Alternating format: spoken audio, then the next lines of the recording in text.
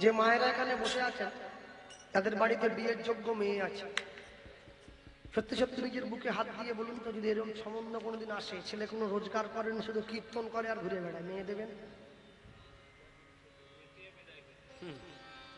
ঝেঁটিয়ে বিয়ে আমি দেবে একবার। এখন একটু হ্যাঁ বলছে, দেবো দেবো করছে, ঠিক চাকরি। উদাহরণ দত্ত যখন এই কথা বলে, সূর্যদাস পণ্ডিত বলে উঠছে, ছেলে তো খুব ভালো কাজই করে, ছেলের নামটা বলতো, নাম বল। মহাপণ্ডিত, মহাজ্ঞানী, মহাবৈষ্ণব, মহামতি, ওসব মহাটা বাদ দাও, নাম বলো, নাম বলো। বিশেষ বিশেষ আমি বসাবো, তুমি নাম। নাম ছেলের নাম হলো পরম দয়াল শ্রীপাদ নিত্যানন্দ। দয়াল নিতাই আমার, দয়াল নিতাই আমার, দয়াল দয়াল নিতাই আমার, দয়াল নিতাই আমার। সৎপাত্রে করব দান, যেই দান হবে শ্রীরামের সমান, দেব। এই ছেলেকে মেয়ে দেবো, দেবো দেবো। আচ্ছা বলছিলাম কি, ছেলে কি সঙ্গে এসেছে? কোথায়? দরজার বাইরে দাঁড়িয়ে। কি বলছিস রে? আমার প্রভুকে তুই ঘরে আনিস নি? তুই কেমন মানুষ? ছুটে গিয়েছে সূর্যদাস পণ্ডিত, প্রভু ঘরে এসো, ঘরে এসো। হ্যাঁ, ঘরে এসে দাঁড়িয়েছে প্রভু, ঘরে এসেছে, নিতাই চাঁদের চরণে প্রণাম জানাচ্ছে, আর প্রণাম জানিয়ে উঠে বলছে, প্রভু আমার মেয়ের ভাগ্যে তুমি আমার ঘরে এসেছো। মনে রাখবে, যে সমস্ত বাবা মায়েরা বসে আছে, যাদের বাড়িতে মেয়ে আছে, প্রত্যেকটি ছেলে যেমন জীবনে চায় ভালো স্ত্রী পাওয়ার জন্য, মন মতো স্ত্রী পাওয়া, এটা যেমন ভাগ্যের ব্যাপার, মন মতো স্বামী পাওয়া এটা কিন্তু আরো বড় ভাগ্যের ব্যাপার। বেশি টাকা রোজগার করলেই, ভালো দেখতে হলেই, বড় গাড়ি হলেই, বড় বাড়ি হলেই ছেলে ভালো হয় না। অনেকগুলো জিনিস দেখতে হয়, ছেলের নেশা ভাঙ আছে কিনা, ছেলের চরিত্র কেমন, অসৎসঙ্গ আছে কিনা, এগুলো দেখবে না? এগুলো তো আগে দেখবে। ছেলে গরিব হোক, ছেলে যদি সৎ হয়, সেইখানে মেয়েকে দাও। কেন জানো? সৎসঙ্গে স্বর্গবাস, অসৎসঙ্গে জাতিনাশ, একদম সর্বনাশ। সৎ ছেলেকে নিয়ে দেবে। নিয়ে গিয়ে দাঁড়িয়েছে সম্মুখে, তাই চাঁদকে বসতে দিয়েছে, কথা হলো, এদেরকে নিয়ে চলে গেল। শুভ দিন, শুভক্ষণে বিয়ে দেবো। প্রভু আরেকবার তোমায় আসতে হবে। কেন? সূর্যদাস পণ্ডিত মনে মনে ভাবছে, আমার প্রভু যদি আরেকবার আসে, আমার প্রভু চরণ ধুলি অন্তত আরেকবার পড়বে আমার ঘরে, এটাই আমার জীবনে বড় আনন্দ। হ্যাঁ, গৌরীদাস পণ্ডিতকে ডাক দিয়ে বলে উঠছে, ভাই আজকে আমার বড় সৌভাগ্য রে, স্বয়ং নিত্যানন্দ এসেছে, আমার মেয়েকে বিয়ে করবে। বাবা বাবা, না বলিস না, শোন, একেলা আসে নাই মোদের করিতে উদ্ধার, করিতে উদ্ধার, এবে উদ্ধার করিবে সে মোদের পরিবার, পরিবার সবে মিলে তার চরণে দেব গড়াগড়ি, গড়াগড়ি। অন্তিমেতে যাওয়ার কালে বলবো হরি হরি, অন্তিমেতে যাওয়ার কালে বলবো প্রমাণ। বলো, নিতাই চাঁদের মতো ছেলেকে যদি কোনো মেয়ে পায়, আর কি আনন্দের সীমা থাকে? এ প্রসঙ্গে একটু বলে দেই তোমাদের, বসুধার সঙ্গে নিতাই চাঁদের বিয়ের সম্বন্ধ হয়েছে। সূর্যদাস পণ্ডিতের বড় মেয়ে নিতাই চাঁদ কিন্তু লম্বায় 7 ফুট, 7 ফুট লম্বা ছেলে, একবারে কাঁচা সোনার থেকেও সুন্দর গায়ের রং, এই টানা চোখ, এই কাঁধ পর্যন্ত কোকড়া কোকড়া চুল, তার উপরে নীল কাপড় পরে। ওরে বাবা, দেখা মাত্র, আরে এখনকার দিনে ছেলে তো আলাদা সব, এদিকে নাই এদিকে নাই, এই মাঝখানে আছে চুল, 3 রকম রং করা থাকে না। বাপের টাকা দিয়ে মোটর সাইকেল, 2 লাখ টাকার বাইকে 50 টাকার তেল। যখন পাড়ার মেয়েগুলো স্কুল যায়, সে সময় ফা করে সামনে দিয়ে চলে যায়। হ্যাঁ, লাল চুল, কানে দুল, ছেলে ভেরি বিউটিফুল। হ্যাঁ, আর ওই যে মেয়েগুলো স্কুল যাচ্ছিল, ওরা কি বললো, দেখেছিস দেখেছিস, চলে গেল, দেখে আমার মনটা নিয়ে চলে গেল। মন, যাকে তাকে মন দিসনি মা, জীবনে বিপদ অনেক, বুঝে শুনে দিতে হবে। তো সময় বুঝে করো চাষ, ফলবে ফসল 12 মাস, না বুঝে করলে চাষ একবারে সমূলে সাড়ে সব বোনাস। হ্যাঁ, সূর্যদাস পণ্ডিত রাধা মাধবের সেবা দিচ্ছে 2 মেয়েকে নিয়ে। প্রভু তোমার কৃপায় আজ নিতাই চাঁদ এসে দাঁড়িয়েছে আমার ঘরে। হ্যাঁ, কত সৌভাগ্য আমার। মালা গাঁথছে মা, রাধা মাধবকে গলায় দেবো মালা গাঁথ, নিয়ে গিয়ে বসেছে, রাধা মাধবের গুণগান গাইছে। হ্যাঁ, ওই ছেলেটা অনুরোধ করেছে, ওই যে বসে আছে, ওর গাওয়া অনুরোধটা এবার গাইতে হবে। ফেলি কেন, যাও সুদ দাও। রাধা মাধবের অনুরোধ, রাধা মাধবের কথা বলতে গিয়ে বলবো, বৃন্দাবনে গিয়েছেন তো সকলে জানেন তো, এখন নাকি বাঁশি বাজছে বলে শোনা যায় কানে। বংশী বটে কান রাখলে বাঁশির ধ্বনি লোকে বলে, আমি শুনি নাই যদি। এটা পাপি তাপি কান, অহংকারে ভরা, কি করে শুনবো? অহংকার দূর করতে হবে। হ্যাঁ চলো, বলতে গিয়ে বলবো, সূর্যদাস পণ্ডিতের মুখ দিয়ে বলানো যায়, এখনো সেই বৃন্দাবনে বাঁশি বাজে বাজে রে। আচ্ছা, এখন গানটা শোনেন ইউটিউবের মাধ্যমে, ক্যাসেটের মাধ্যমে, একটু স্লো ভাবে শুনলে ভালো হয়। কিন্তু আসলে শুনলে এই বক্তা, এই শ্রোতা একটু তুলে গাইতে হয়, সবার বোধগম্য হয়। রাত্রি বাড়ছে তো, আজও সেই বাঁশি বাজে বাজে রে, আজও সেই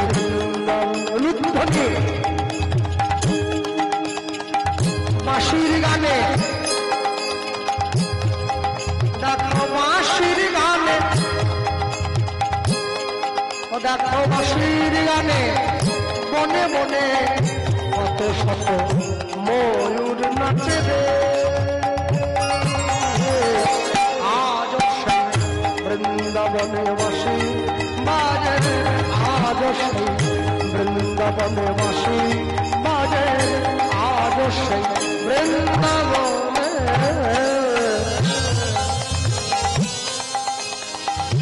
আজ সেই নীল যমুনায়। কীর্তন জগতে এই গানটি সর্বাধিক যার মুখে বেশি প্রচার পেয়েছে, তিনি অন্য কেউ নয়, যার কথা না বললে তাকে ছোট করা হয়। তিনি কীর্তন সুরসাগর, ওই কলকাতা বাগুইয়াটি নিবাসী শ্রীযুক্ত কৃষ্ণ পাল মহাশয়। এই গানটি তার মুখে কীর্তন জগতে এত সুন্দর করে তার মতো কেউ গাইতে পারেনি। আজ থেকে 12 বছর আগে তার সঙ্গে আমার কীর্তন পড়েছিল দক্ষিণ 24 পরগনা পাটিকেল ঘাটা ডায়মন্ড হারবারের পাশে একটা ছোট্ট গ্রাম। সেই স্থানে আমি গিয়েছিলাম উত্তর গোষ্ঠ, তিনি রূপ গেয়েছিলেন। এই গানটি আসরে পরিবেশন করছেন, আমি ছিলাম সেখানে বসে। আমি তাকে জিজ্ঞাসা করেছিলাম, জেঠু গানটাকে আমি আসরে গাইতে পারি? বলে, জেঠু বলবি না, বুড়ো মনে হয় জানিস না, কাকু বলবি, বয়সটা কম মনে হয়, বয়স হচ্ছে। ওরা জেঠু বললে আরে বুড়ো মনে হয়, বুড়ো বলিস না, কাকু বল, কথা দে। কে? আমি তো গাইলাম, আমার থেকেও ভালো করে গাইবি, তবে গাইবি, নাহলে গাইবি না। তা তো বলতে পারছি, তো চেষ্টা করতে পারি। আজও সেই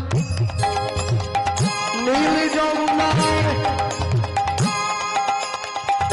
জল ভরিতে যায় হলো না, আজও সেই নীল যমুনায়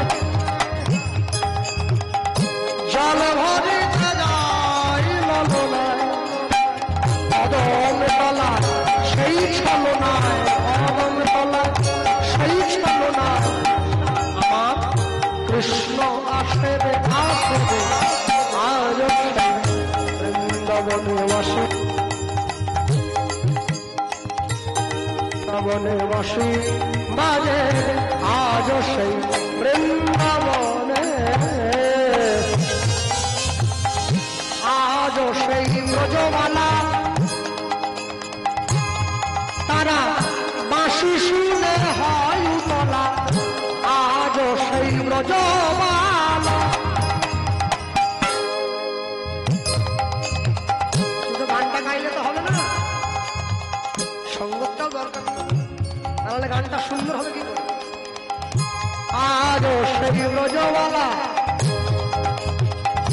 বাঁশি শুনে হয় তলা গাছে বলো ফুলবালা গাছে বলো ফুলবালা রাখাল সাজে রে সাজে রে আজ সেই বৃন্দাবনে বাঁশি বাজে আজ সেই বৃন্দাবনে বাঁশি বাজে আজ সেই বৃন্দাবনে আজ সেই গাভীগুলি তারা ব্রজের পথে উড়ায় ধুলি আজ সেই গাভীগুলি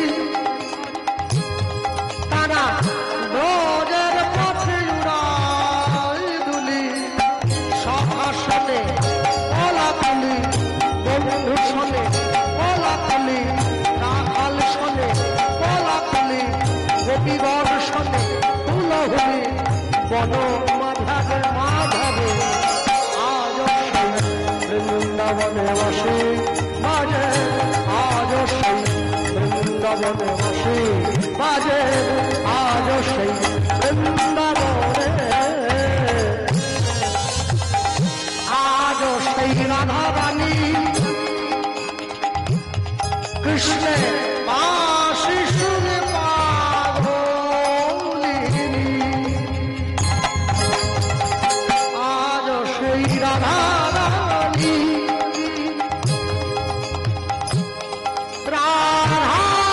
রাধা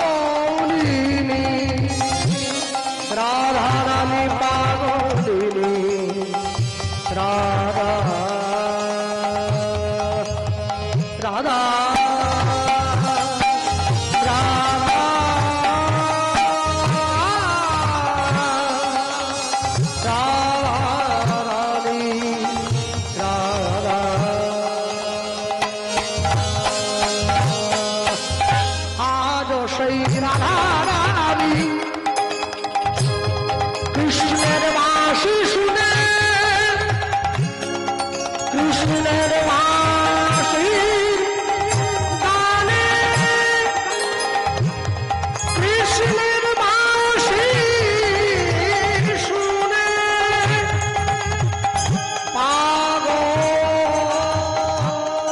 পাগলিনী আজ সেই রাধা রানী রাধা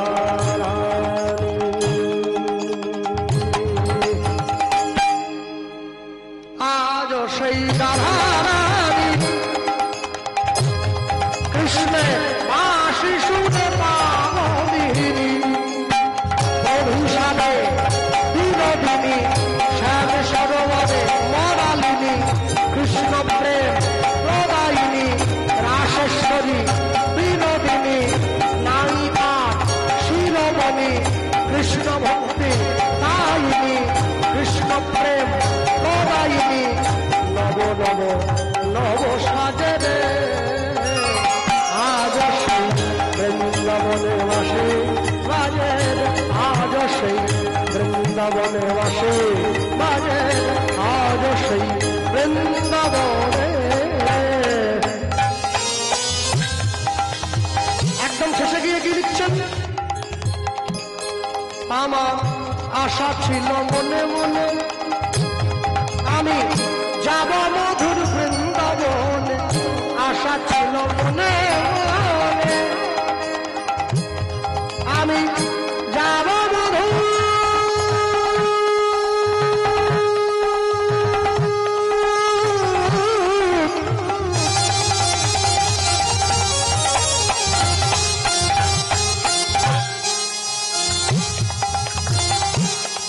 আমি যাব মধু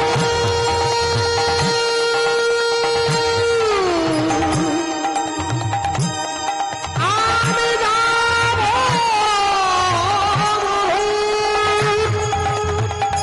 সেই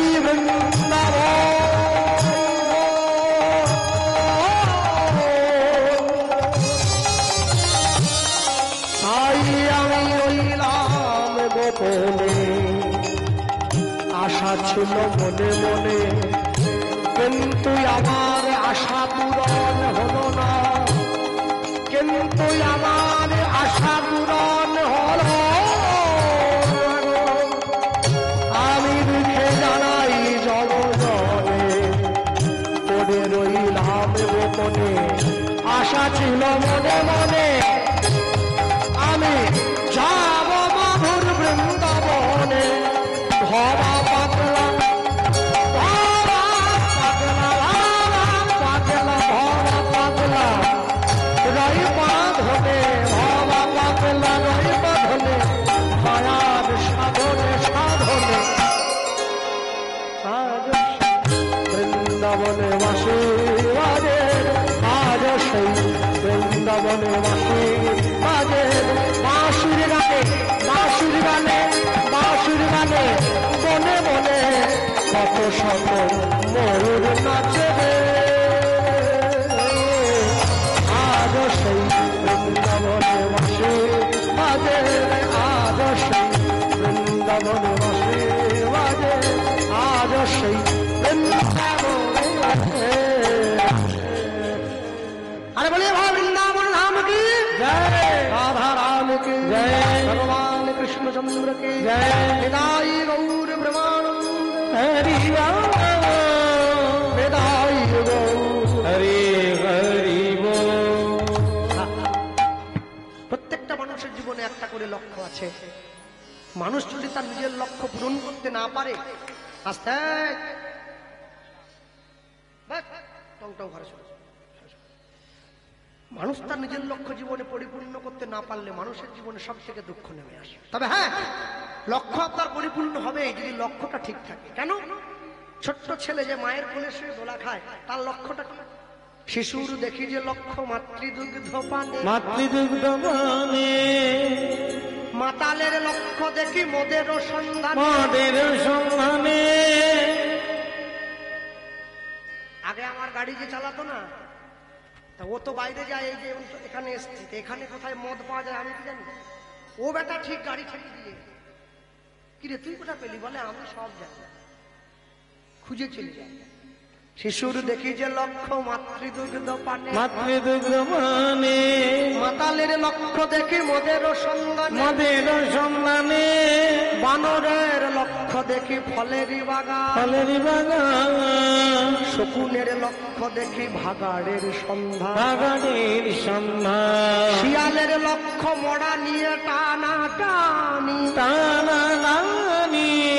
নিন্দুকের লক্ষ্য দেখি পরনিন্দাগ্লানি সতী খুঁজে পুঁজিবারে পতির চরণ অসতের লক্ষ্য হরে কিসে পরের মন এই জগতে বারে বারে যেদিকেতে চাই পৃথক পৃথক লক্ষ্যের মানুষ দেখিবারে পাই কারো লক্ষ্য উচ্চ কারো নিচ অতি ঘৃণ্য কেহ বা বিদ্রুপের পাত্র কেহ ধন্য ধন্য সব লক্ষ্য মাঝে কার লক্ষ্য শ্রেষ্ঠ বলে মানি চার লক্ষ্য আমার গৌর গোবিন্দের রাঙা চরণ দুখানি তাই চরণ দুখানি লটারির টিকিট কাটছে সবাই কিন্তু সকলে পাবে না কেন বুড়ো বয়সে বসে খাবেন বলে ব্যাংকে অনেক টাকা জমিয়েছেন মরার পরে পরপারে গিয়ে কি খাবেন, সেই ব্যাংকের টাকা কোথায়, সেখানে একটু জমাতে হয়। কেন? গ্রামের কমিটি যারা হরিনাম দেয়, সন্ধেবেলা বামনগাছির কমিটি আমার কাছে গিয়েছিল একপালা গানের জন্য। বলছে দাদা হরিনাম করতে হয় ভিক্ষা করে, মানুষের দরজায় ঘুরে। তা কেউ দেয় টাকা, কেউ দেয় চাল, আর কেউ দেয় মনে যা আসে তাই মুখ ভরে গাল দেয়। বিনা হাতে আমাদের ফেরাইনি, দেয়, গাল হলেও দেয়, না বলবো নি, দেয়। এখন কথা হলো, এই যে মানুষের দরজায় গিয়ে যে ভিক্ষার ঝুলিটা পেতে দাঁড়ায়, তা একজনা 21 টাকা দিয়েছে আর 500 চাল। 21 টাকা হরিনামে ভিক্ষা দিয়ে লটারির টিকিট কাটছে 30 টাকা দিয়ে, বলে আমি 1 কোটি চাই। এই 21 টাকার সুদ কি 1 কোটি নাকি? ভগবানের ব্যাংকে টাকা জমা, তবে তো সুদ পাবে। তুমি জমাওনি, শুধু পাবে বলে তুমি এ কি রে? চাইলে গরিব হওয়া যায়, চাইলে বড় লোক হওয়া যায় না। চাইলে ডাক্তার মাস্টার হওয়া যায়, চাইলে ভক্ত হওয়া যায়। ভক্ত হওয়া বড় শক্ত। পণ্ডিত রয়েছে বসে, গাছের ফল গাছে রয়েছে, বৃন্ত পড়েছে খুশে। জীবনে সবকিছু অর্জন করা যায়, জীবনে চাইলে চিটিংবাজ হওয়া যায়, কিন্তু সৎ থাকা জীবনে বড় কষ্টের। জীবনে সৎ কে জানো? যুধিষ্ঠির মহারাজকে প্রশ্ন করেছিলেন ধর্মরাজ যম, তুমি তো আমার পুত্র, বলো তো যুধিষ্ঠির সৎ কে? যুধিষ্ঠির মহারাজ এক বাক্যে উত্তর দিয়েছিল, জীবনের সুযোগ পাইনি যে। সুযোগ পেলে মানুষে অসৎ হয়ে যাবে, সুযোগ যে পাইনি সে সৎ আছে। হ্যাঁ, তাই জীবনে যত সুযোগ কম নেবেন তত ভালো থাকবেন। লোকে আমায় নিন্দা করুক, সে নিন্দা নয় মিছে, সবার নিন্দা সয়ে নিয়ে রব সবার পিছে। কেন জানেন? সবসময় মনে রাখবেন, জীবনে সবাই একটা লক্ষ্যের দিকে ছুটে চলছে, সবাই নিজের গন্তব্যস্থলে ছুটে চলছে, কিন্তু গন্তব্য যদি ঠিক না হয় লক্ষ্য পূরণ হবে না। যে বাড়ির ঠাকুমা কোনোদিন হরিনাম নেয়নি, গুরু দীক্ষা নেয়নি, ভগবানের চরণে প্রণাম জানায়নি, সেই ঠাকুমার পায়ে হাত দিয়ে নাতনি যখন প্রণাম করে, ঠাকুমা তার নাতনিকে আশীর্বাদ করছে, তুই 100 ছেলের মা হ। শালা একটা নিয়ে পারেনি, ওটা পাড়া জ্বালি দিচ্ছে, বলে 100 ছেলের মা। কি রে, এই আশীর্বাদ হইলে তো অভিশাপ। কাকে আশীর্বাদ বলে? সত্য কহিবে বিনয়ী হইবে, না করিবে পরধনে আস, ইথে যদি মুক্তি না মিলে তো জামিন রইল তুলসী দাস। যারা দূর থেকে এসেছেন বাইক নিয়ে, এক পকেটে মোবাইল রেখেছেন, আরেক পকেটে গীতা রাখুন, তবে তো জীবনে ব্যালেন্স থাকবে। এক রবিবার করে বাড়ির সবাই মিলে মাছ মাংস কিনে খান, আরেক রোববার করে ভগবানের মন্দিরে গিয়ে প্রসাদ পান, তবে তো জীবনে ব্যালেন্স থাকবে। মাসে একদিন করে সবাই মিলে সিনেমা দেখতে যান, মাসে একদিন করে হরিনাম শুনতে যান, তবে তো জীবনে ব্যালেন্স থাকবে। আমি বলি কি, মরার পরে বুকে গীতা দিয়ে কি হবে যদি বেঁচে থাকতে গীতা না? মরা বাড়িতে গিয়েছি, দেখি লোক সব লাইন দিয়ে চলে গেছে, মিষ্টির প্যাকেট আর